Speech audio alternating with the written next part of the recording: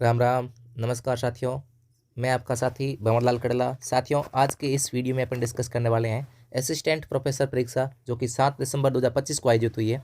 इसमें राजस्थान भूगोल और अर्थव्यवस्था से संबंधित जितने प्रश्न पूछे गए हैं उसमें से 35 प्रश्न, टोटल 38 प्रश्न थे। 38 में से 35 प्रश्न जो है अपनी पुस्तक राजस्थान भूगोल अर्थव्यवस्था, ज्ञान सरोवर पब्लिकेशन, लेखक भंवरलाल कड़ला, जो कि 7 संभाग और 41 जिलों पर आधारित है, इसमें से पूछे गए।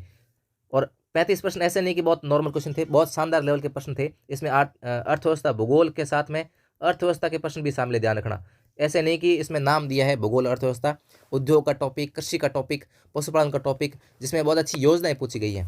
तो वो योजनाएं भी जो है अपने आर्थिक समीक्षा से कवर हुई है। तो भूगोल के अलावा अर्थव्यवस्था के भी इसमें प्रश्न मिले हैं। टोटल 35 प्रश्न की पूरे सॉल्व हो रहे हैं इस पुस्तक से। चलिए शुरू करते हैं प्रूफ के साथ में।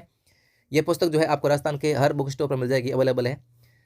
पहला प्रश्न है, राजस्थान में वन स्टॉप शॉप सुविधा यह सुनिश्चित करती है कि निवेशकों को आवश्यक सभी अनुमतियां और अनुमोदन एक ही मंच पर मिले। तो वन स्टॉप शॉप का अर्थ यही है कि सब जो है परमिशन और अप्रूवल एक ही जगह पर मिल जाए। ये कथन एकदम सही है।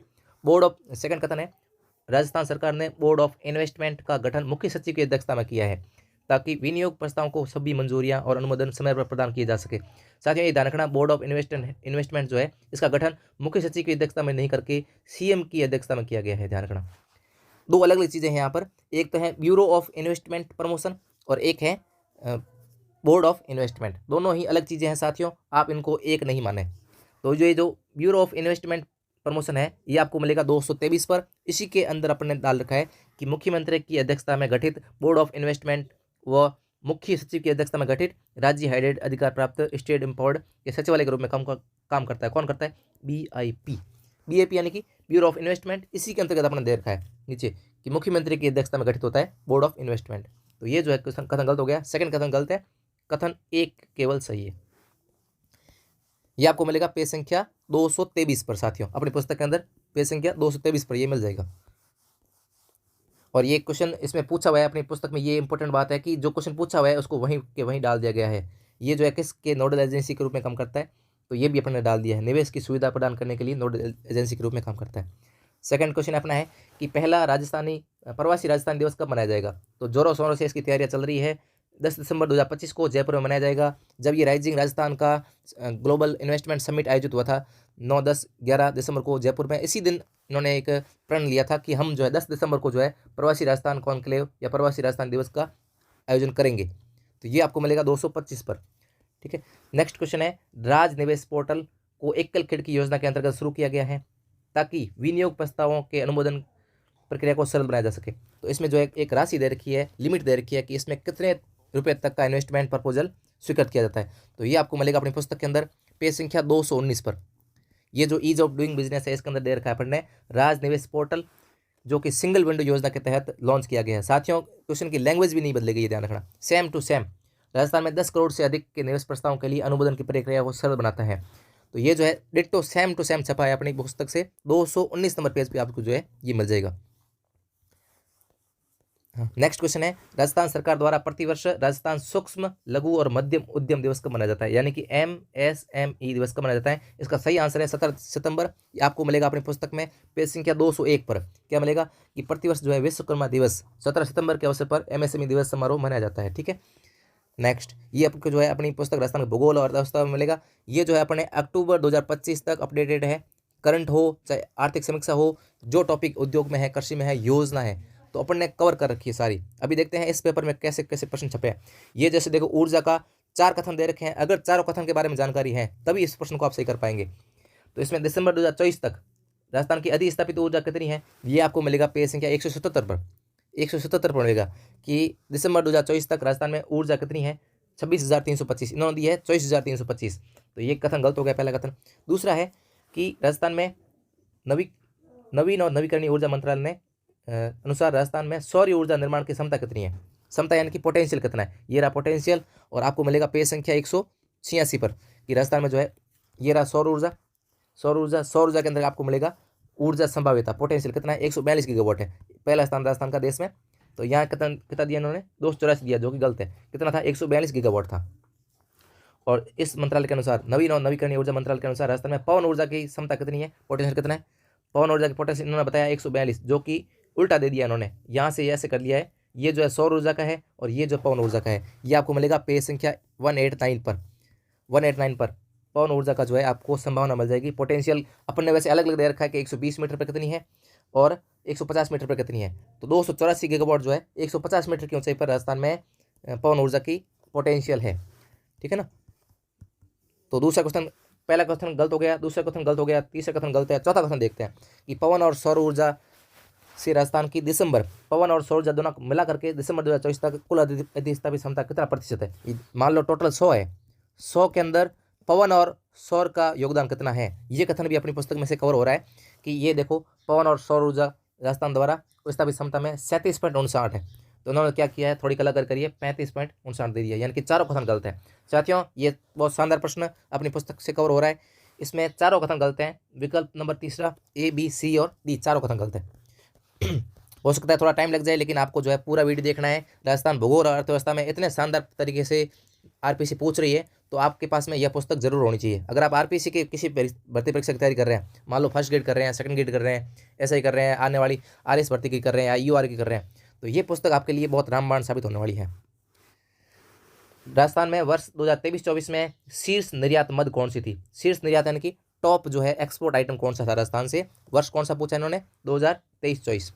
ठीक है, तो ये रहा कि 22-23 में, 23-24 में जो है 83,704 करोड़ अपने वह निर्यात हुआ है। इसमें शीर्ष 5 वस्तुओं में सबसे टॉप पर कौन है, इंजीनियरिंग वस्तु है। और सुना है क्या, अभी देखते हैं, ये जहाँ अभियांत्रिकी वस्तु है यानी कि इंजीनियरिंग वस्तु है। ठीक है, और नेक्स्ट क्वेश्चन है, राजस्थान से निर्यात के बारे में कौन सा कथन सही है। इस कूट में से अपन को चयन करना है। ये 4 कथन दे रखे हैं, चारों कथन का अपन को देखना है किताब में से कवर हो रहा है कि नहीं हो रहा है क्वेश्चन ये। तो पहला इन्होंने दे रखा है कि वर्ष 23-24 में राजस्थान से कुल निर्यात कितना हुआ। इन्होंने दे रखा है 73,704, आरपीसी दे रही है 73,704, जबकि वास्तव में कितना है 83,704। थोड़ा सा इन्होंने मिस्टेक करी है, ऑप्शन चेंज किया थोड़ा सा, तो ये कथन हो गया गलत।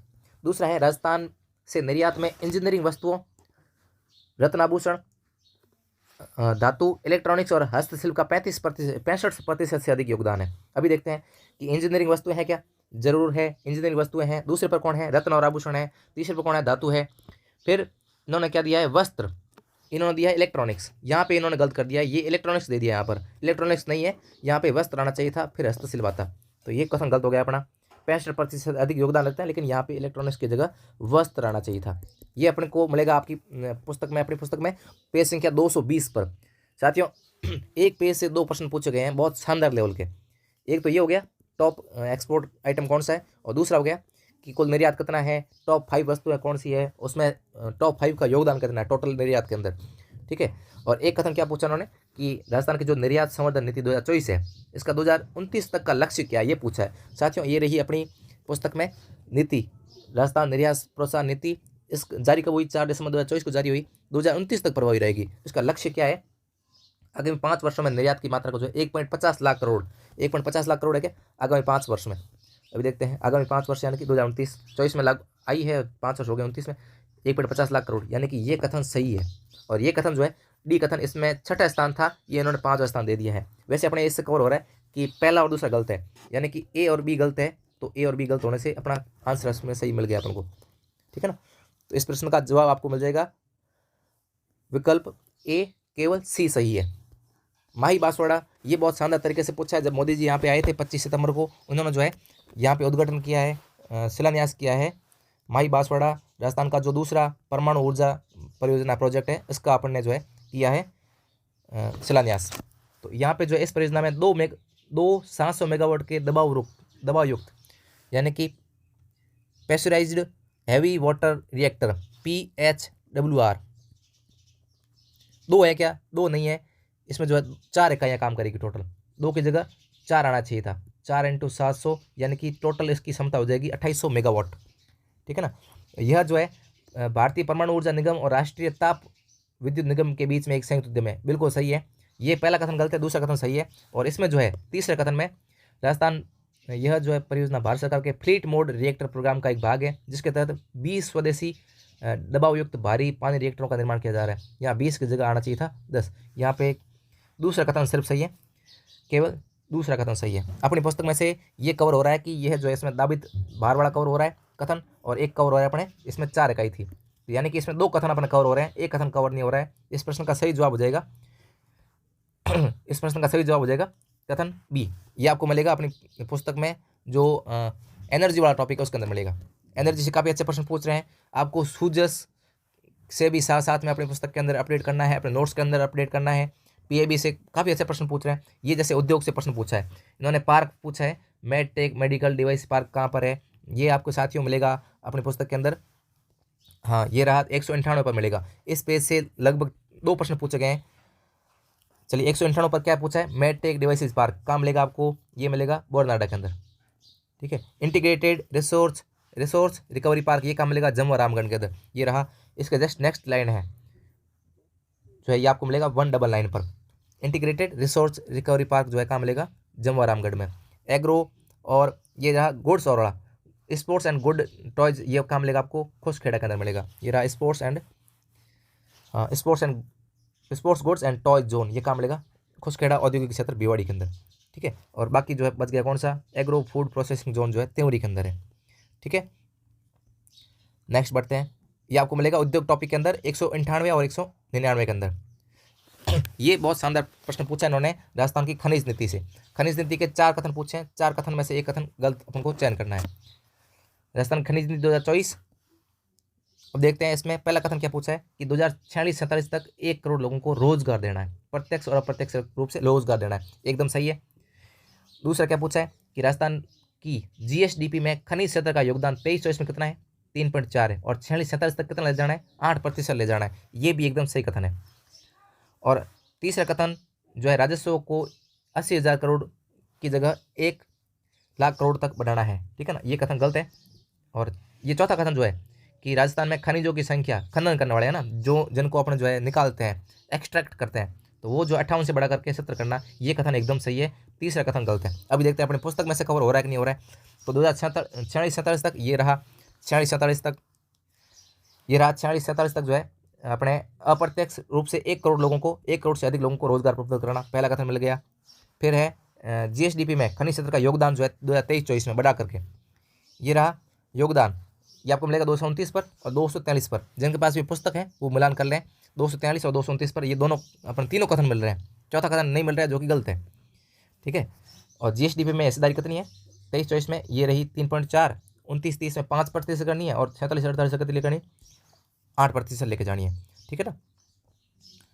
और नेक्स्ट क्वेश्चन क्या है, संख्या, खनिजों की संख्या, खनन किए जाने वाले निष्कर्षण की संख्या जो 58 से बढ़ा करके 70 करनी है, ये भी कथन एकदम सही है। तो इस प्रश्न का जवाब आपको मिल जाएगा अपनी पुस्तक के अंदर। इस प्रश्न का जवाब हो जाएगा विकल्प तीसरा। तीसरा विकल्प जो है गलत है, यानी इस प्रश्न का आंसर भी कौन सा हो जाएगा, तीसरा। नेक्स्ट बढ़ते हैं साथियों, राजस्थान भूगोल और अर्थव्यवस्था से सर्वाधिक प्रश्न देने वाली अपनी पुस्तक बढ़िया है। ऐसा नहीं है कि मैं वीडियो बना रहा हूँ तो खुद की बुक की तारीफ करूंगा। आप वास्तव में जाकर आप एक बार देखेंगे, तुलना करेंगे, तो ऐसे प्रश्न आपको एक जगह नहीं मिलेंगे कि आपको भूगोल और अर्थव्यवस्था आपने पुस्तक ले ली है, लेकिन आपको डिपेंड रहना पड़ रहा है कि मेरे को आर्थिक समीक्षा से और अपडेट करना पड़ेगा क्या, नहीं। आपके लिए सारी चीज़ें मैंने एक पुस्तक में कर दी है। कुछ लोग आपको बताएंगे कि सर मेरी बुक से आया, मेरी बुक से आया, लेकिन आपको वो जियोग्राफी की बुक से या इकोनॉमिक्स की जियोग्राफी की बुक से नहीं बताएंगे। जो जियोग्राफी और अर्थव्यवस्था के उनके साथ में बुक आती है ना, उनमें से नहीं बताएंगे प्रूफ। वो लेके आएंगे करंट में से, वो लेके आएंगे अर्थव्यवस्था वाली जो आर्थिक समीक्षा की अलग से पुस्तक आती है और उसको लेके आएंगे। अपन ने क्या किया है कि उस टॉपिक के साथ में जो है इसको डाल दिया है। जैसे ये क्वेश्चन है, देखो अब इसको क्या है कि आर्थिक समीक्षा से पूछा गया है, लेकिन अपन को अर्थव्यवस्था पढ़ते वक्त मैंने क्या किया है, इसको साथ में डाल दिया है। अर्थव्यवस्था में उद्योग टॉपिक है ना, तो आपको अर्थव्यवस्था से इकोनॉमिक्स सर्वे से वापस से अपडेट नहीं करना पड़े, यहीं डाल दिया मैंने। जैसे ये उद्योग क्षेत्र के उप क्षेत्र हैं, 4 क्षेत्र पूछे इन्होंने, प्रथम दूसरा तीसरा और चौथा कौन सा है, ये लीजिए, आपको मिलेगा पेज नंबर 198 पर। ये लिए अपन ने सबसे ज़्यादा योगदान किसका है, प्रतिशत योगदान, कितने अच्छे से सारणी के अंदर सेट कर रखा अपन ने, है ना। इसके साथ में वर्दी दर भी दे रखी है, और 2011 से 2024-25 तक क्या वर्दी दर रही है, ऐसे टेबल के अंदर सेट करके दिया अपन को।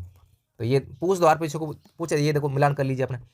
सबसे अधिक किसकी है, विनिर्माण की है, विनिर्माण सबसे पहले पे आ जाएगा, फिर जो है निर्माण आ जाएगा, दूसरे पर निर्माण आ जाएगा, तीसरे पर खनन है, चौथे पर विद्युत है। ऐसे करके अपने सेट किया, पूरा हूबहू छप गया है, ऐसे मान लो, है ना। ये है राजस्थान के कृषि उत्पादन सूचकांक का आधार वर्ष क्या है, तो ये आपको कृषि टॉपिक के अंदर मिलना चाहिए ना। आप आर्थिक समीक्षा अलग से थोड़ी पढ़ोगे, ये आपको कृषि टॉपिक के अंदर मिलना चाहिए। तो ये अपन ने अपनी पुस्तक के अंदर 139 नंबर पेज पर कवर कर रखा है कि पहले ऑप्शन जो सही है, इसका आधार वर्ष कौन सा है, और 23-24 में राजस्थान का कृषि उत्पादन सूचकांक रहा कितना है। ठीक है। नेक्स्ट क्वेश्चन है कि जो जीएसडीपी है जो राजस्थान की, ये है अपने जीएसडीपी जिलेवार। ये क्वेश्चन अभी ट्रेंडिंग में है, ये आर्थिक समीक्षा से सीधे सीधा पूछा जा रहा है। इसमें जो है आपको सबसे पहले पर कौन सा करना है, सबसे पहले पे आएगा जयपुर, है ना, सबसे पहले पे आएगा जयपुर, दूसरे पे आएगा जयपुर के बाद में अलवर, दूसरे पे आएगा अलवर, यह भी पूछा गया था ऐसे टेलीकॉम के अंदर। दूसरे पे आएगा अलवर, तीसरे पे आएगा जोधपुर और चौथे पे आएगा भीलवाड़ा। ये जो है जिला वाइज जो है पूछी है अपन इन्होंने जीएसडीपी,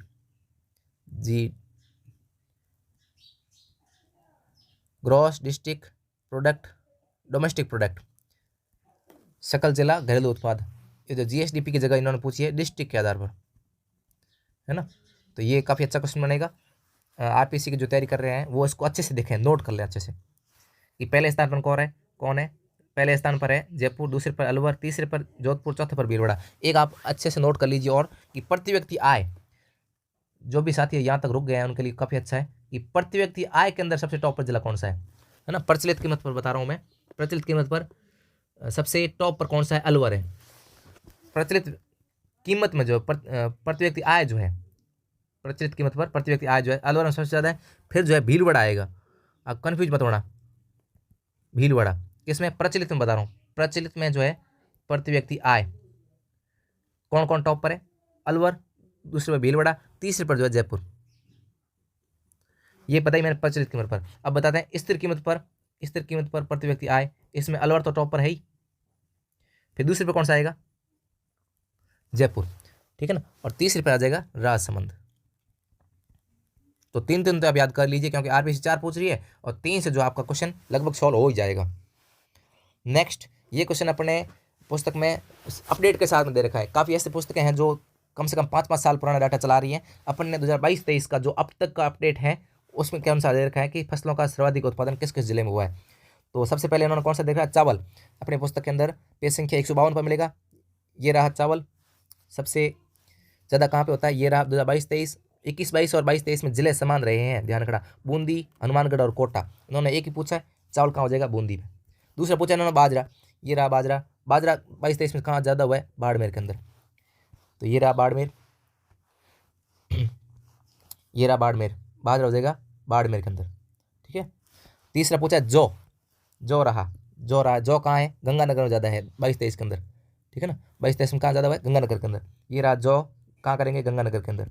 जीरा कहाँ ज़्यादा हुआ है, ये रहा जीरा जरूरत सर्वाधिक कहाँ हुआ है, ये रहा 22-23, ये 22-23 और ये रहा जोधपुर के अंदर। यानी कि ये ऐसे क्वेश्चन सही होना तुक्के से नहीं है, अपने प्रॉपर तरीके से दे रखा है कि जो क्षेत्रफल है, ऐसा आपको किसी पुस्तक में नहीं मिलेगा कि जो फसलों का क्षेत्रफल है घटते क्रम में बताना है।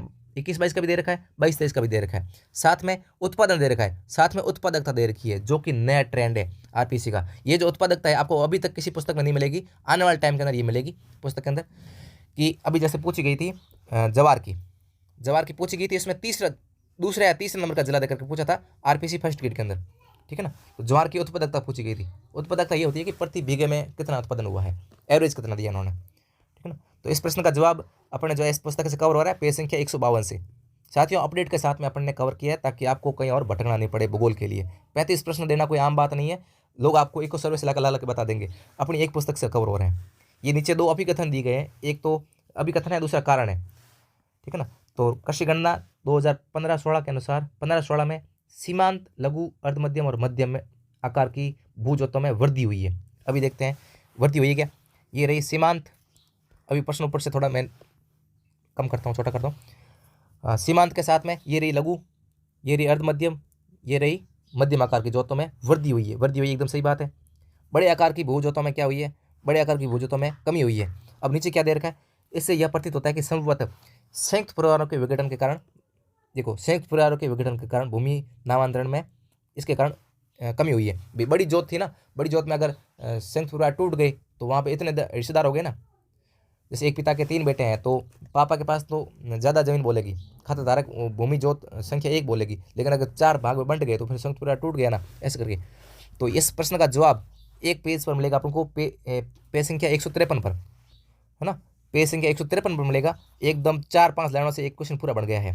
ये 5 लाइनें हैं, 5 लाइनों से एक क्वेश्चन, बहुत शानदार क्वेश्चन बना है। ऐसा आपको बहुत कम बुक्स में देखने को मिलेगा। इस प्रकार से कथन और कारण दोनों ही दे दिए मैंने, है ना। नेक्स्ट क्वेश्चन है, ये क्वेश्चन ऐसा है कि अभी तक तो किसी बुक ने कवर किया नहीं है, ना तो करंट वाला ने कवर किया है, ना भूगोल वाला ने कवर किया है। ये जो है पशुपालन की वेबसाइट से मैंने डाटा तैयार किया था कि वहाँ पर प्रथम चरण के लिए 11 जिलों में जिला स्तरीय पशु मेलों का आयोजन किया जाएगा। जिला स्तरीय पशु मेले, जिला स्तरीय पशु मेले। तो इन्होंने कौन सा पूछा है? नई नाथ पशु मेले का आयोजन पूछा है। ये रहा नई नाथ पशु मेला। कहाँ मिलेगा आपको? पेज संख्या 171 पर। यानी कि अपडेट के साथ में करंट से भी अपडेट अपन ने किया है इस चीज़ को। और एक पूछा है कौन सा दर्रा सिरोही और गोगुंदा को जोड़ता है। तो ये साथ ही आपको मिलेगा NH, जब आप पढ़ेंगे परिवहन टॉपिक के अंदर NH 27 पढ़ेंगे तो वहाँ पे अपन ने स्पष्ट रूप से दे रखा है। मैं इसमें साथ में ऐड नहीं कर पाया फोटो, जिसके पास भी है NH 27 देखोगे आप, वहाँ पे आपको मिलेगा हाथी दर्रा की जो नाल है, हाथीगुड़ा की जो नाल है, वो शुरू कहाँ से होता है? पिंडवाड़ा से शुरू होता है और यहाँ से आगे चलते आगे गोविंदा उदयपुर को जोड़ता हुआ आगे निकलता है, ठीक है ना। तो बाकी ऑप्शन अपन देख सकते हैं कि परवेरिया नाल मध्य अरावली में है और शिवपुर की नाल जो है, ये रहा परवेरिया के नाल और शिवपुर नाल, ये दर्रा जो है कहाँ पर है? मध्य अरावली के अंदर है। तो सिरोही और गोगुंदा को तो कैसे जोड़ सकते हैं, क्योंकि मध्य अरावली में सिरोही और उदयपुर नहीं आते हैं, ठीक है ना। और एक देशूरी की नाल पाली और राजसमंद के मध्य है। तो ये अपने 3 ऑप्शन वैसे ही हो रहे हैं। चौथा ऑप्शन जो है आपको मिलेगा NH के अंदर मिलेगा, और एक पेज संख्या जो इसमें अपने दे रखा है अरावली के दर्रे, वहाँ आपको मिल जाएगा, ठीक है ना। ये क्वेश्चन काफ़ी अच्छा है कि लूणी बेसिन और गौड़वाड़ क्षेत्र में कौन सा जिला सम्मिलित है। तो लूणी बेसिन और गौड़वाड़ में जो है 2 जिले पूर्णतः है, एक पाली और जालोर तो पूरी तरह से हैं, बाकी जोधपुर का दक्षिणी भाग है और सिरोही का पश्चिमी भाग है। तो 12 तो आएगा नहीं। नागौर का दक्षिणी भाग आता है सिर्फ, पश्चिमी सिरोही का सिर्फ पश्चिमी भाग आता है, इसका दक्षिणी भाग आता है, यानी कि आधे अधूरे आते हैं। इसमें जो है पाली और जालोर तो पूरी तरह से आते हैं। तो ये ऑप्शन सबसे बेस्ट रहेगा, है ना। ये ऑप्शन सबसे बेस्ट रहेगा, कौन सा? पाली और जालोर वाला। ये आपको मिलेगा पेज संख्या 20 पर, ठीक है। नेक्स्ट है कि जिले दे रखे हैं एक साइड में, एक साइड जिले दे रखी है, कौन सा सही है कौन सा गलत है। तो ये जो टोरडी सागर, ये तो टोंक में है। टोरडी सागर जो है, एक मिनट रुकना, हाँ, टोरडी सागर जो है ये तो टोंक के अंदर है, और ये आपको मिलेगी बुद्ध झील जैसलमेर के अंदर। ये देखिए बुद्ध झील कहाँ पर है? जैसलमेर के अंदर। बाकी सारी जिले भी अपन ने झील टॉपिक के अंदर पेज संख्या 56, 57, 58 पर कवर कर रखी है, सारी कवर हो रही है। जैसे बीकानेर की है जो है अनूप सागर और गजनेर, ये जो है दोनों अपनी कवर हो रही है, सारी कवर हो रही है। ये जो टोरडी सागर टोंक के अंदर है, बुद्ध झील जो है जैसलमेर के अंदर है, ठीक है। पहला विकल्प जो है सम्मिलित नहीं है।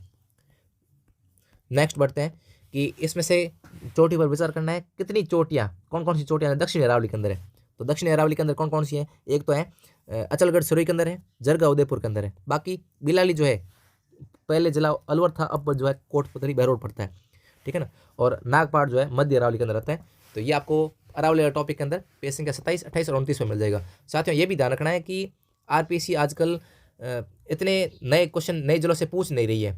RPC हो चाहे अधीनस्थ बोर्ड हो, उन्होंने अभी तक अपडेट किया नहीं है। तो पहले वाला जिला भी याद रखना है ना। जैसे अपन ने दे रखा है इस पुस्तक के अंदर पूर्व जिला, जहाँ पर जरूरी था पूर्व जिला दिया है, जहाँ पर नया जिला जरूरी नहीं था वहाँ पे नया जिला दिया ही नहीं है अपन ने, क्योंकि जबरदस्ती अपन ने करी नहीं है, RPC के पैटर्न के अकॉर्डिंग चले हैं अपन।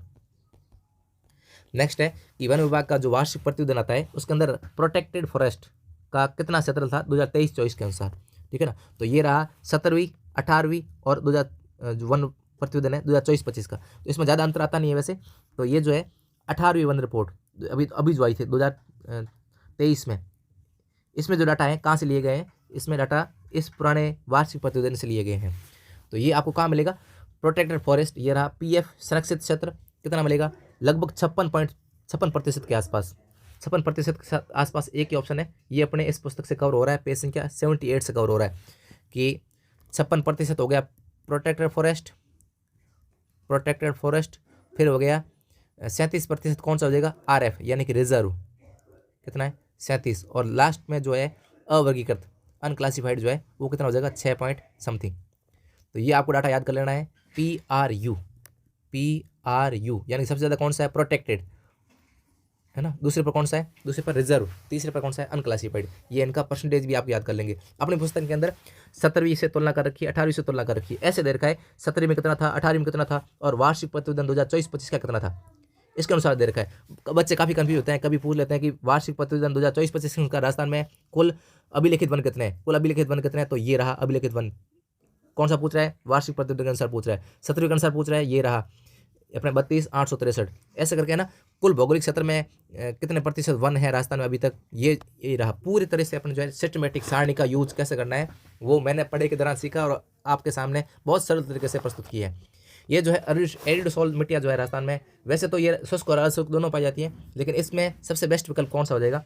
एरिड सोल मिट्टियाँ सीकर, चूरू, झुंझुनू में, है ना। चूरू, सीकर, झुंझुनू, ये रहा ऑप्शन नंबर 4 जो है पेज संख्या 110 पर मिलेगा आपको। इसमें जो है आरपीसी आजकल ये भी पूछती है, अपन ने बहुत सारणी का सही यूज किया है।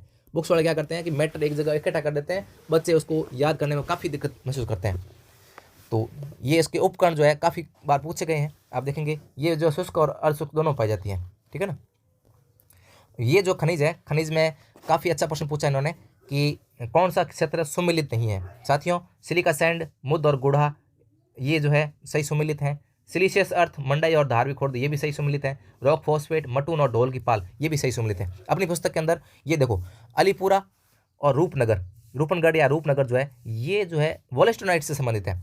अपने पेज पुस्तक में 237 पर अगर देखोगे ना, ये अलीपुरा तो पूछा हुआ है रीट के अंदर पूछा हुआ है। ये रहा रूपनगढ़ या रूपनगर जो है कहाँ मिलेगा आपको? वोलेस्टोनाइट के अंदर मिलेगा, ध्यान रखना, न कि घिया पत्थर के अंदर। घिया पत्थर की पर ने अलग लिस्ट दे रखी है। रॉक फॉस्फेट का इन्होंने कौन सा पूछा है? मटून पूछा है एक, है ना। और एक जो है सिलिशियस अर्थ जो है इसके अंदर मंडई पूछा है। तो ये क्वेश्चन जो है बेसिक साइंस से हो रहा था कि अलीपुरा और रूपनगर जो है ये घिया पत्थर से संबंधित नहीं और के वोलेस्टोनाइट से संबंधित है, जिसके अंदर राजस्थान का जो है एकाधिकार है, ठीक है ना। नेक्स्ट, मानसून में जो 40 सेंटीमीटर समवर्षा रेखा है, समवर्षा रेखा का अभी तक तो किसी ने कवर किया नहीं है क्वेश्चन इस प्रकार से किसी बुक के अंदर। हाँ, वो दिखाते रहते हैं कि वो एक सारणी दी है जो है मानसून IMD की जो सारणी है उसके अंदर जो दे रखे हैं उसके अकॉर्डिंग मिलाने की कोशिश करते हैं, लेकिन साथियों वो सारणी है ना, वो समान स्थानों को मिलाने वाली सारणी नहीं है। उसके अंदर कितनी वर्षा होती है वही दे रखा है। अपन ने स्पष्ट रूप से दे रखा है कि 40% पूछी है इन्होंने, 40 सेंटीमीटर समवर्षा रेखा पूछी है ना। तो ये 30 रहा, 30 और 45 ये रहे, तीसरा ये 45, इन दोनों के बीच में रहेगी। अगर 40 रहेगी ना, तो इन्होंने कौन कौन से हनुमानगढ़ गंगानगर दिया है। गंगानगर 40 में आएगा क्या? नहीं आएगा गंगानगर 40 के अंदर। धौलपुर टोंक आ सकते हैं क्या? ये रहा धौलपुर, ये रहा टोंक, ये रहा धौलपुर, आ सकते हैं क्या? नहीं, 60 और 75 के बीच में आते हैं, नहीं आएंगे। एक डूंगरपुर और बांसवाड़ा, ये रहा डूंगरपुर और बांसवाड़ा, आ सकते हैं क्या 30 और 40 के अंदर? 40 के अंदर आ सकते हैं क्या? नहीं आएंगे। तो 30 और 40 में कौन कौन से ऑप्शन बचे? एक रहा अपने पास में चूरू, हाँ, सीकर और झुंझुनू, ये रहे सीकर और झुंझुनू जो है आपको मिलेंगे किसमें? 40 वाले में मिल जाएंगे, ठीक है साथियों। ये आपको अपनी पुस्तक में मिल जाएगा पेज संख्या 67 पर। पूरी तरह से दे रखे हैं। आरपीसी ने 2025 के अंदर कम से कम 5 से 6 क्वेश्चन इस समवर्षा रेखा से पूछे हैं। तो आप जो है इस पुस्तक के अंदर से पढ़ें तो आपको फायदा होगा। आरपीसी में काफ़ी अच्छे क्वेश्चन मिलते हैं। ये काफ़ी सामान्य प्रकृति का क्वेश्चन है, एक ही सामान्य प्रकृति का क्वेश्चन आरपीसी ने पूछा है। इसका भी लोगों ने काफ़ी मजाक उड़ा लिया है कि कॉपेन के अनुसार BSHW जो बड़ा एस होता है इसका अर्थ होता है स्टेपी प्रकार की जलवायु। तो ये कहाँ पर मिलेगी? ये जो है शुष्क वाले में नहीं मिलेगी, डब्ल्यू में नहीं मिलेगी, CWG में नहीं मिलेगी, AW में नहीं मिलेगी। तो ये जो आपको जलवायु के टॉपिक के अंदर पूरी तरह से मिल जाएगा। इस क्वेश्चन का आंसर हो जाएगा BSHW, ठीक है ना। सबसे टॉप पर राजस्थान का भूगोल, अर्थव्यवस्था, ज्ञान सरोवर पब्लिकेशन, 7 संभाग व 41 जिलों पर। आप काफ़ी बोर हो गए होंगे, लेकिन साथियों बताना पड़ेगा क्योंकि जब मेरी 1 साल की मेहनत इस प्रकार से आरपीसी में प्रश्न देती है, सब चीज़ें एक जगह मैंने करी हैं, तो मेहनत आपके पास पहुंचनी भी चाहिए। जैसे अब ये क्या दे रखा है, 20वीं पशुगणना 2019 के अनुसार राजस्थान किस पशुधन में देश में प्रथम स्थान रखता है। तो ये लाइन अपने सीधी लिख रखी है कि राजस्थान देश में प्रथम स्थान किस पशु के अंदर है? बकरी, ऊँट और गधा, बकरी, ऊँट और गधा, ये रहा बकरी, ऊँट और गधा। पेज संख्या आपको जो 161 पर मिलेगा, ठीक है ना। वैसे जो है बहुत व्यवस्थित रूप से अपन ने सारणी तैयार करी है कि 2012 में बकरियाँ कितनी थी, 2019 में क्या चेंज हुआ है। बकरियाँ जो है 2012 में जो है 216 लाखों में थी, फिर जो है 208 हो गई, यानी कमी हुई है। गाय जो है 133 से 139 हो गई, भैंस जो 130 से 137 हो गई, भेड़ जो है 91 से 79 हो गई। यानी आप अच्छे से देख पाएंगे कि राजस्थान में इस पशु का स्थान कौन सा है, भारत में स्थान कौन सा है, ठीक है ना। और राजस्थान में प्रथम स्थान, राजस्थान का देश में प्रथम स्थान किस किस नस्ल में है, दूसरा स्थान किस में है, तीसरा किस में है, इस प्रकार से सब कुछ व्यवस्थित दे रखा है साथियों। मैं तो इतना ही कह सकता हूँ कि अगर आप तैयारी कर रहे हो तो ये बुक जो है आपको व्यवस्थित तरीके से मिलेगी। कंटेंट तो आपको भरमार मिलेगी कि आप 4 पुस्तकें लेकर आ जाओ और उसके बराबर कर लो। 35 क्वेश्चन आपको किसी में मिले तो मुझे कमेंट करके ज़रूर बताना साथियों, कि ताकि मैं भी और अच्छा कर पाऊँ। 35 प्लस क्वेश्चन जो है आपको इस पुस्तक से मिलेंगे। ये जो इन्होंने पूछा है कि सोलर पार्क जो है कहाँ है, तो बड़ला और फतेहगढ़ जो है दोनों ही जो है ये अपने सोलर प्लांट से संबंधित है। ये रहे अपने पेज संख्या 188 पर, ये रहा बड़ला सोलर पार्क और ये रहे फतेहगढ़ वाला, है ना। ये अपने सौर ऊर्जा के अंदर मिलेंगे आपको। सौर पार्क योजना के अंदर 5 पार्क विकसित किए जा रहे हैं। ये जो इसका सी और डी आंसर सही हो जाएगा। ठीक है, नेक्स्ट है कि राजस्थान में ग्रामीण साक्षरता दर कितनी थी। ग्रामीण साक्षरता दर कितनी थी 2011 में पूछी राजस्थान की ग्रामीण साक्षरता। तो अपन ने जो है पूरी सारणी ऐसे कवर कर रखी है, 316 पर है, पूरी सारणी कवर कर रखी है कि राजस्थान की साक्षरता कितनी है, पुरुष कितनी है, महिला कितनी है, ग्रामीण ये रही। ग्रामीण साक्षरता पूछी है 2011 की, पूछी है ये रही। तो पिछले साल से तुलना भी कर लेते ना, अगर कि पिछले साल कितनी, पिछली बार कितनी, पिछले साल करते हैं कि 2001 में कितनी थी, इस बार कितनी है। तो ये भी अपन ने कवर कर रखी है अच्छे से। पेज संख्या 316 पर मिलेगी। ऐसे पूरी तरह से व्यवस्थित कर रखा है। ये क्वेश्चन ऐसे पूछा हुआ है बदलाव कितना हुआ है, ये 3 ऊपर जो है ना क्वेश्चन पूछे हुए कि बदलाव कितना हुआ है, आपके लिए पूरी तरह से मैटर तैयार करके दिया गया है, आपको मिलेगा आसान से। भारत में बाजरा उत्पादन में राजस्थान का स्थान कौन सा है, 22-23 में पूछा है। तो ये रहा राजस्थान का स्थान बाजरा में, पहला स्थान है बाजरा उत्पादन में। ठीक है ना, राजस्थान का स्थान देश के अंदर पहला स्थान है, ये रहा पहला ऑप्शन। ठीक है, पेज संख्या आपको मिलेगा 146 पर। फसल के अंदर इनका स्थान भी दे दिया है अपन ने। ये देखिए, सूखे की पुनरावृत्ति 8 वर्ष में एक बार होती है। वैसे ये PYQ है धौलपुर और भरतपुर, और ऐसे नहीं है कि प्रश्न अपने तुक्के से मिल गया है। कुछ पुस्तकें ऐसी हैं जो जिनमें तुक्के से मिल गया, अपन ने जो है सारा कुछ दे रखा है। ये पूरी लिस्ट दे रखी है क्रम संख्या 1 2 3 4 लगा करके ना। उसमें 5 वर्ष से अधिक वाला भी पूछा था वीडियो के अंदर कि 5 वर्ष में एक बार सूखा पड़ता है, इसमें कौन सा जिला शामिल नहीं है। अगर 6 वर्ष का पूछ ले तो काफ़ी पुस्तकें इसमें फेल हो जाएगी। ये तो क्वेश्चन अभी आप कह सकते हैं कि सामान्य क्वेश्चन हो गया, क्योंकि PYQ है, पहले पूछा जा चुका है। कनिष्ठ 2025 में पूछा और 2024 का जो है इन्होंने सेम टू सेम पूछ लिया है। हाँ, ये जो किस्में हैं, ये बाजरा की किस्में हैं, इन्होंने पूछी है RCB 911, ये रही RCB 911। एक पूछी है RHB जो 30 है, ये रही RHB 30। और एक पूछी है राज 171, ये रही राज 171। एक नहीं, तीनों किस्में अपन कवर हो गई है, बाजरा की किस्में हैं। पेज संख्या आपको मिलेंगे, ये कृषि वाला टॉपिक के अंदर पेज संख्या 146 पर आपको मिलेगा। लूनी नदी के जल प्रदूषण का कारण क्या है, ये जो रंगाई और छपाई, ये जो मुख्य कारण में रहेगा असिस्टेंट प्रोफेसर। एक चीज़ आप पेपर देखोगे ना तब पता लगेगा, कुछ क्वेश्चन हूबहू 2024 पेपर वाले जो है ना 7 जनवरी 2024 को हुआ था, उस पेपर में से सीधे उठा लिए क्वेश्चन, है ना। उस पैटर्न को RPC अपने पैटर्न को जरूर फॉलो करती है, तो आप पुराने पेपर जरूर देखा करें। इस प्रकार से जो व्याख्या करते हैं ये आपको मिलेगा पेज संख्या 42 पर, है ना, लूनी नदी वाला। और ये काफ़ी शानदार प्रश्न है। इस प्रकार से सारणी आपको किसी में मिलेगा नहीं, व्याख्यात्मक रूप से मिल सकता है कि राजस्थान के कितने जिलों की कुल जनसंख्या, यानी जिले की कुल जनसंख्या में 50% से अधिक ST जनसंख्या है। ST, है ना, जिलों की संख्या पूछ ली साथियों। अब लोग क्या करते हैं, शुरू की 2 तो दे देते हैं, लेकिन तीसरी चौथी ऐसे अपन ने 6 लिस्ट दे रखी है, क्योंकि इन्होंने 28 तक का भी पूछा हुआ है। इन्होंने पूछा हुआ है कि 28% से अधिक कौन कौन से जिले हैं, ऐसे पूछा हुआ है क्रम करके। 4 जिलों का क्रम इन्होंने पूछा हुआ है। ठीक है ना, कि 28% से अधिक जो है कौन कौन से जिले हैं ST जनसंख्या के अंदर। तो आपने पूरी तरह से कवर कर रखा है इसको। पूछा 50% से अधिक, बांसवाड़ा 50 से अधिक है, डूंगरपुर 50 से अधिक है, प्रतापगढ़ 50 से अधिक है। तो ये तीनों फैक्ट जो आपको एक जगह मिल जाएंगे, 3 जिले हैं इसमें जो है सही आंसर हो जाएगा। ये न्यूनतम वाला भी दे रखा है, कल के दिन पूछ ले कि 1 से कम वाले कितने हैं, तो 1 2 3 4 5 जिले जो है 1% से भी कम रखते हैं। ये प्रतिशत की बात है ना।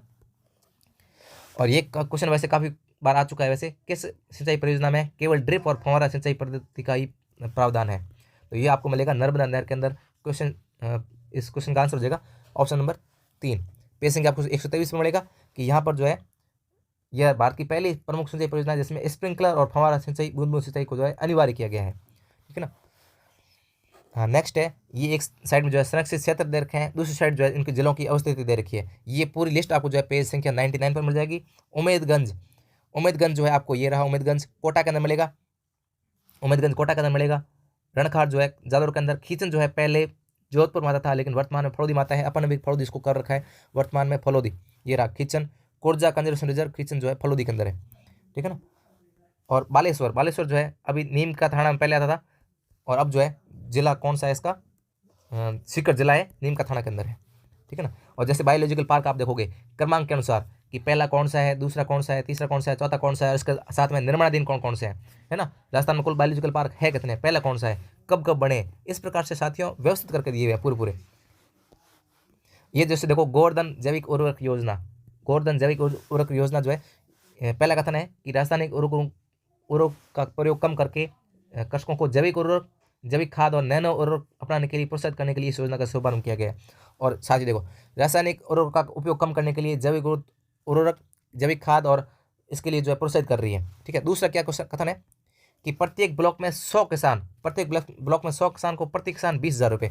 अब ये यहाँ पे देखना है कि प्रत्येक ब्लॉक में 50 किसान, ठीक है ना, यहाँ पे दिया था 100 किसान, तो ये कथन जो है गलत हो जाएगा। आरपीसी के क्वेश्चन का ये कथन गलत हो जाएगा। यहाँ पे 50 होना चाहिए था और यहाँ पे जो राशि है वित्तीय सहायता जो है ये आनी चाहिए थी 10,000 प्रति किसान। ठीक है ना, 10,000 प्रति किसान जो है प्रदान की जाएगी ताकि वो जो है पशु अपशिष्ट का उपयोग करके जैविक खाद का, वर्मी कंपोस्ट का उत्पादन कर सकें। ठीक है ना साथियों, ये था आरपीसी का पेपर। और आपको ये जो पुस्तक है हर परीक्षा में खरी उतरती मिलेगी। एक पेपर हुआ था अपने प्लाटून कमांडर का, प्लाटून कमांडर का जो पेपर हुआ था उसके अंदर अपनी पुस्तक में से 32 में से 31 क्वेश्चन मिले थे साथियों। अभी मैं बता देता हूँ, 32 में से 31 मिले थे। और एक पेपर हुआ था वाहन चालक में जो है 38 प्रश्न इस पुस्तक में से मिले थे। ये तो मिले थे प्लाटून कमांडर के अंदर, प्लाटून कमांडर के अंदर 32 में से 31 क्वेश्चन, वाहन चालक में से 38 क्वेश्चन। और आज की असिस्टेंट प्रोफेसर जो परीक्षा हुई है, असिस्टेंट प्रोफेसर परीक्षा जो है, इसके अंदर कितने मिलेंगे आपको? 35 क्वेश्चन मिलेंगे इस पुस्तक में से।